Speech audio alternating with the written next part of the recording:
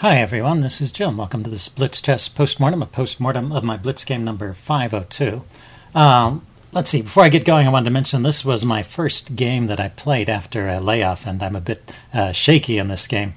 I actually played a couple games before this, and they were so bad I couldn't bring myself to upload them. So I did. I tried to upload all my games nowadays, but I made an exception for those. Anyway, so this is the first game back after my break that I chose to upload, and I'm still pretty shaky here. Let's see. I started off with d4. My opponent played c5. Pretty interesting and dynamic move. Introduces the Benoni or sometimes the Binko gambit. I play d5, which is the main response, and then he went g6 here. So there's different ways to play. E5 is the Czech Benoni, I think it's called. D6 is a traditional or a modern Benoni. D6, C5, and then D6, C4, B5 would introduce the Binko gambit. So let's see. But my opponent played G6, and after C4, then he played bishop to G7. So he's not moving his center pawns here. I'm just waiting to see what I do. I'm doing okay so far. I do knight C3. This is one of those situations where this is a good bishop, and so you don't mind a little damage to the pawn structure because you get this good bishop in exchange when that trade occurs. Although the chess engine thinks bishop, it's interesting, bishop takes C3 is one of the top moves here, but pretty rarely played. Usually people will just continue with development in a situation like that. And in any case, even if the trade occurs, it does leave white with an opening edge. So your compensation in the two bishops is more than enough to make up for the doubled pawns there. But knight f6, I went to knight f3 here, and then he went d6. And after d6, we have,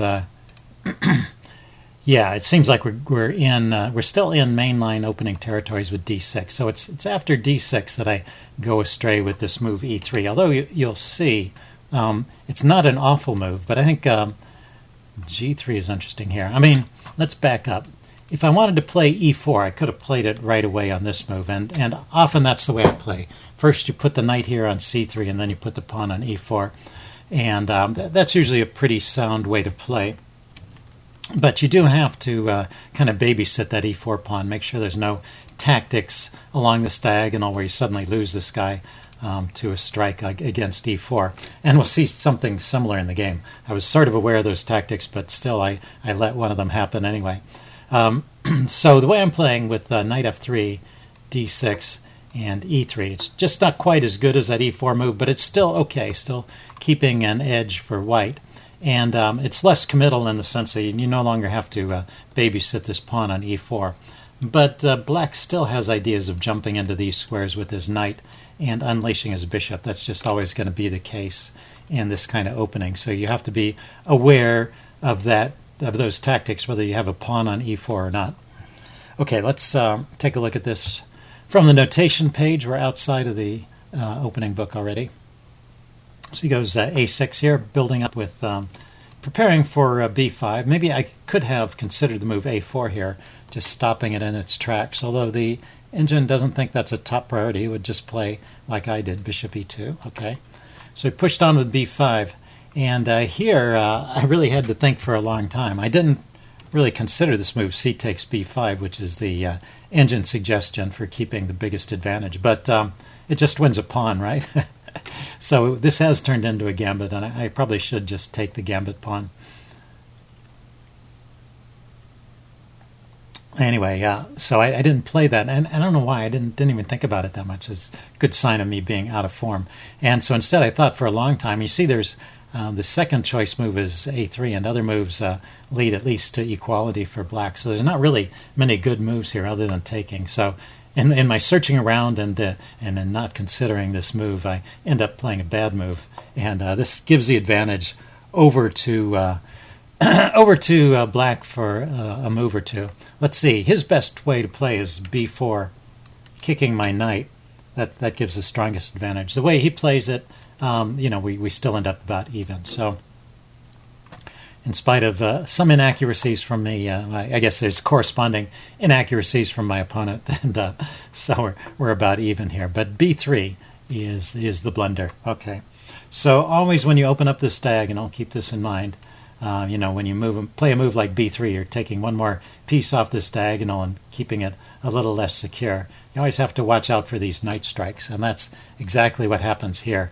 If I take the knight, then I lose the rook in the corner, and I don't have any great way of getting it back. So let's see. The engine wants to take the knight with the queen, which is interesting. That allows, but let's go ahead and explore this a little bit, since it's the top choice. That allows bishop takes knight check. I saw that far. I thought the king would move. Okay, bishop d2, and then he grabs the rook. And then I have queen takes a8. Okay, that's what I didn't see. So taking with the queen rather than the knight is a way to keep some, to minimize the damage. It's because I'm counterattacking his rook in the corner from my d5 perch. Okay, pretty interesting. Yeah, I didn't see that idea at all. I just played bishop b2 defending the knight. Now you see that's the second choice here of the engine, but the engine wants to play bishop d2 defending the knight. And when I play bishop b2, actually, he can take advantage of this bishop over here by playing queen a5 and pinning the knight. That's the difference between those two moves. If the bishop were on d2, it would be blocking that pin. So that would be good. You see, queen a5 is probably just winning for black here. But my opponent didn't play it. He just cashed out with knight takes c3, and he stays a pawn up. But a lot of material comes off. Cancel. Oh, he didn't take there right away. What did he play? He played bishop to e6, kicking my queen. And he can still take here any time, I guess. He doesn't necessarily want to trade off this good bishop, especially if this is not winning any material. So basically I'm just a pawn down at this point, and the game continues in this vein for a while longer. Let's see, knight c6. I decide to take off his strong dark squared bishop there. Takes back, castle. So finally completing my development, so everything is okay. If I only had that pawn, I'd be in good shape. Okay, knight to b4, hitting my queen. I drop back to d2. Queen to b6. The only thing that's starting to go in my favor at this point is that he's been playing some solid moves here and keeping an edge, but he's been playing very slowly and carefully, trying to maintain that edge, and he's starting to use up a lot of clock time. So he is managing to find the right moves, but it's taking him a lot of time, and that's helping me out here. Anyway, I decided to get my rook into the game.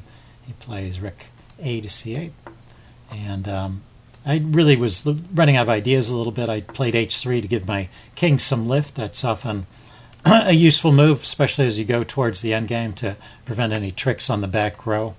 And so here he plays d5, and I think he was at this point struggling to come up with a move. So d5 is a bit of a mistake. Cancel that. Not because I could take it, but because I can play the move a3 now.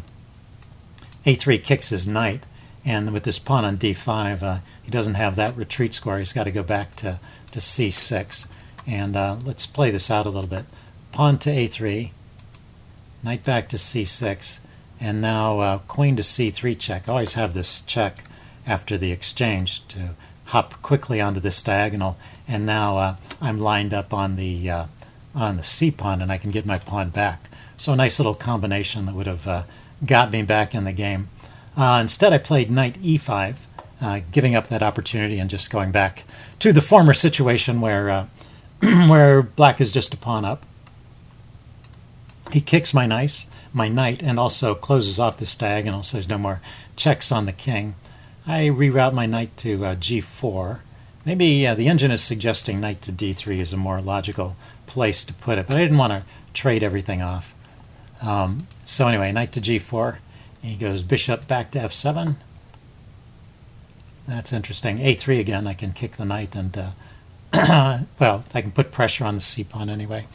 He went rook to c3 here. Oh no, it's my turn. I went rook to c3 here. He went h5, kicking my knight again. The knight went to h2. It can come back into the game via f3 again. And then he pushed on with e5. Sorry, not that pawn. Let's cancel that. He pushed on with e5. And I just doubled on the c file. Played that a little bit quickly. Now my rook is nearly trapped. Actually, I thought it was trapped in the game. But what I was afraid of... Anyway, my opponent ran out of time at this point, and so I won. But I was afraid of this move, d5, d4. Now if I take... he takes back. This actually gives my rook some escape squares. I just had noticed that the bishop is covering that square, the knight is covering that square, and the knight's covering that square, and the pawns are covering these squares. But now that I do the exchange, I have a few squares for my rook to go to over here, so I'm not losing any more material. So rook g3 is the engine suggestion. But well, even better than pushing on with d4 in this position would be just rook f to d8. Bring another rook to the center and, preparing to push. He's got control of the center. He's got more active pieces, and he's a pawn up. So black is definitely winning this game with good play. But, of course, you have to make the moves in time, and he just didn't. So, anyway, interesting game. Hope you guys enjoyed it. Leave any comments you have in the section below, and I will see you again soon. Bye.